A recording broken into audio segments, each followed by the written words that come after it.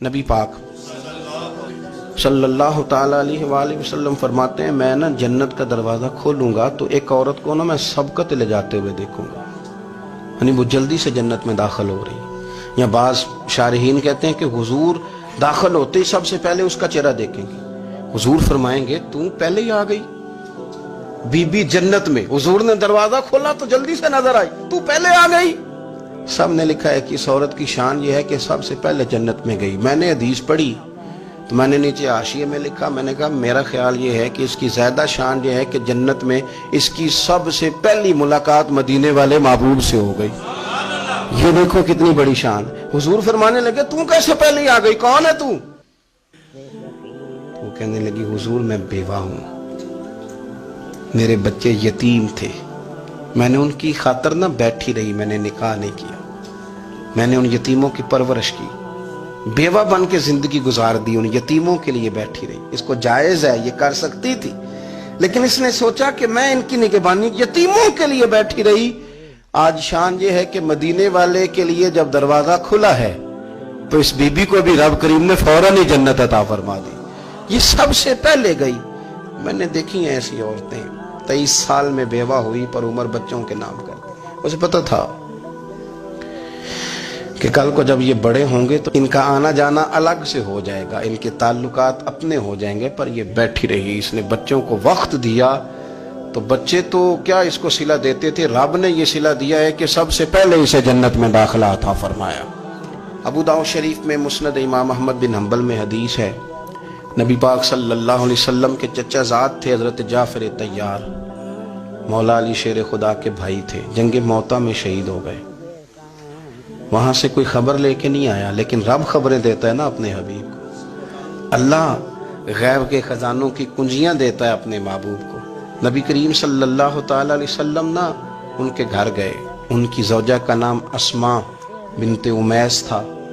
حضور نے فرمایا اسماء میرے بھتیجوں کو میرے پاس لاؤ، محمد بن جعفر اور عبداللہ بن جعفر رضی اللہ تعالیٰ عنہ. بچے قریب آئے. حضور کو پتہ ہے ان کے والد شہید ہو گئے. نبی پاک نے اپنی ناک مبارک ان کے رخساروں پہ رکھے، پھر حضور نے ان کا ماتھا چوما، پھر نبی پاک صلی اللہ علیہ وسلم نے سینے سے لگایا، فرمایا حجام کو بلاؤ نا ذرا، ان کے بال تراشے، کتنی بڑے ہو گئے، حجامت ہونے والے. حضور پیار کر رہے تھے، آنکھوں میں آنسو تھے، تو جناب اسماء قریب آئیں، کہنے لگے حضور میرے شوہر کی کوئی خبر آ گئی ہے؟ تو نبی پاک صلی اللہ تعالی علیہ وسلم نے گردن مبارک اٹھائی تو آنکھوں میں آنسو تھے. فرمایا رب نے میرے بھائی کو شہادت کا درجہ عطا کیا. فرمایا کوئی آہ و بقا نہ کرنا میرے بھائی پر، اللہ نے اسے شہادت کا درجہ دیا. حضرت جعفر طیار کے گھر والوں کے لیے حضور نے صحابہ کو حکم دیا کہ یہ غم میں ہیں، ان کے لیے کھانے پکا کے لاؤ. پھر نبی پاک ان بچوں سے پیار کرنے لگے، فرمانے لگے یہ جو ہے نا محمد بن جعفر یہ اپنے دادا جناب ابو طالب سے ملتا جلتا ہے، اور یہ جو عبداللہ بن جعفر ہے یہ تو سارا میرے ساتھ ملتا جلتا ہے. نبی پاک صلی اللہ علیہ وسلم پیار کرتے، باتیں کرتے. حضرت اسماء رونے لگیں. یہ ابو داؤد شریف میں مسند امام احمد بن حنبل میں چمکتے جملے. عرض کرنے لگی حضور میرے بچوں کا کیا بنے گا، کون کفالت کرے گا؟ قربان جائیں رسول پاک صلی اللہ علیہ وسلم کے کیا جملے، یتیموں کے لیے حضور کا نوازنے کا کیا انداز ہے. فرمایا اسماء تو فکر نہ کر، انا ولیہم فی الدنیا والآخرہ. فرمایا میں دنیا میں بھی ان کا وارث بنوں گا، قیامت کے دن بھی ان کا وارث بنوں گا. تو صرف دنیا کی بات کرتی ہے کہ نظام معیشت کا کیسے چلے گا، اور میرا وعدہ یہ ہے کہ دنیا میں بھی ان کی سرپرستی کروں گا، آخرت میں بھی سرپرستی کروں گا، آخرت میں بھی میں ان کا خیال رکھوں گا.